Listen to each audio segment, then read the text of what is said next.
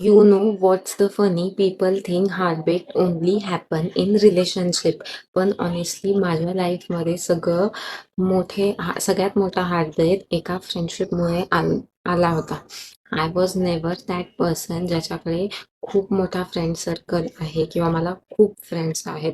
माझ्याकडे फक्त 2-3च फ्रेंड्स होते. 2-3 म्हणजे 1 किंवा 2च फ्रेंड्स होते आणि ऑलमोस्ट 10 इयर्स 10-15 इयर्सपर्यंत ती माझ्या मेमरीचा पार्ट होती. म्हणजे almost 10-15 years. School, fun, problem, secret सगळं म्हणजे आम्ही सगळं एकमेकींना शेअर करायचो. छोटीची छोटी गोष्ट किंवा मोठीची मोठी गोष्ट, फॅमिली इश्यू किंवा सगळं. मग कोरोना आला. सगळं ऑनलाईन झालं. क्लासेस ऑनलाईन झाले, लाईफ ऑनलाईन झालं, टोटली सगळं ऑनलाईन झालं. पण ह्या सगळ्यात पण आमची फ्रेंडशिप अजून स्ट्रॉंग झाली. We use to talk every day. एखाद्या म्हणजे एखाद्या गोष्टीवर किंवा एकमेकांना सगळं सांगायचं.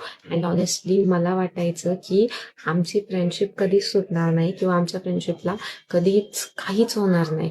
बट लाईफ आणि गॉडचे प्लॅन्स वेगळे असतात.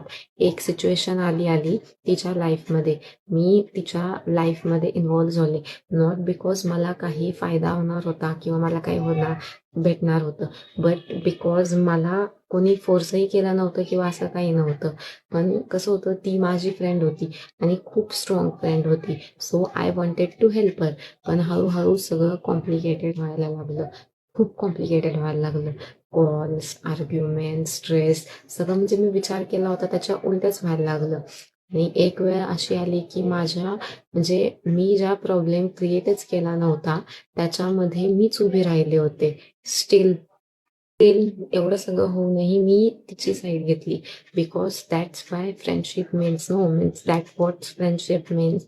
ॲटलिस्ट मला तरी तसंच वाटायचं की ह्यालाच फ्रेंडशिप म्हणतात, की आपल्या आधी दुसऱ्याला स्टँड द्यायचं.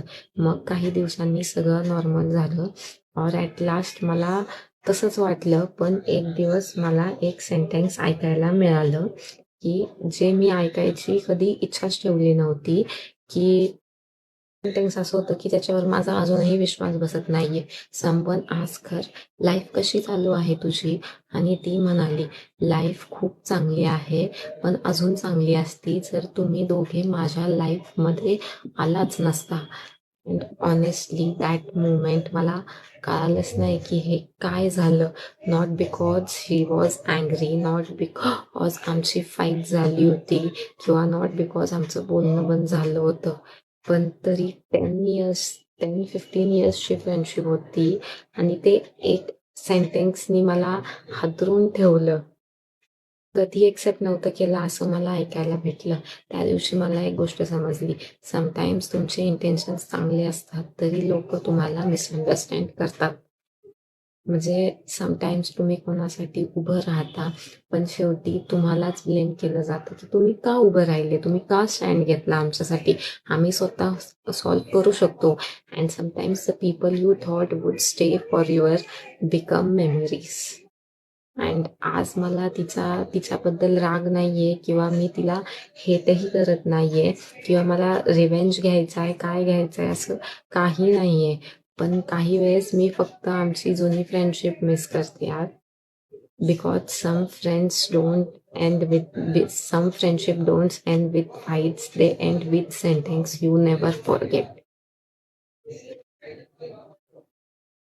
खरंच कधी विचार केला नव्हता की असं काही कानावर पडेल आणि असं काही मला ऐकावं लागेल. सो एक गोष्ट लक्षात ठेवा, तुम्ही कधी तुमच्या आधी कोणाला ठेवू नका. तुम्हाला किती वाटत असेल ना, हा माझा एवढा जिवलग मित्र आहे, ती माझी एवढी जिवलग मैत्रीण आहे, जे जे काय असेल ना, कधीच कोणाला आहे ना स्वतःपेक्षा जास्त इम्पॉर्टन्स देऊ नका.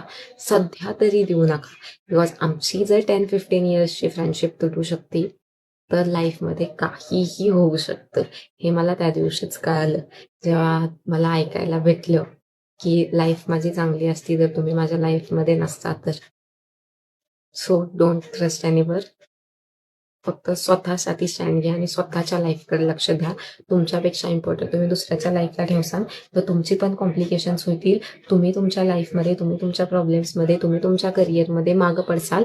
तुम्ही त्यांचा विचार करसाल आणि फ्युचरमध्ये जाऊन तेच तुम्हाला म्हणतील, कोणी सांगितलं होतं, काय गरज होती माझ्यासाठी स्टँड घ्यायची, माझी लाईफ होती, मी बघून घेतलं असतं. कोणावर विश्वास नका ठेवू आणि कोणासाठी स्टँडच घेऊ नका. तर ही माझ्या लाईफची एक स्टोरी होती. तशी तर खूप ओपनली आणि मोठ्याने सांगायची होती, कारण की ही स्टोरी शॉर्ट होती. तशी ती स्टोरी खूप मोठी आहे. पण माझं कसं आहे, मी जर एवढी मोठी सांगितली आणि त्याच्यात जर कोणी आमच्या रिलेटिव्हजनी, फ्रेंड्सनी, फॅमिलीनी जर हे पाहिलं, तर ते वेगळंच काहीतरी होईल. सो माझ्या लाईफची ही स्टोरी होती. तुम्हाला जर म्हणजे चांगली वाटली असेल तर चॅनलला लाईक, शेअर आणि सबस्क्राईब करा आणि थँक्यू माझी स्टोरी ऐकल्याबद्दल. भेटूया पुढच्या भागात.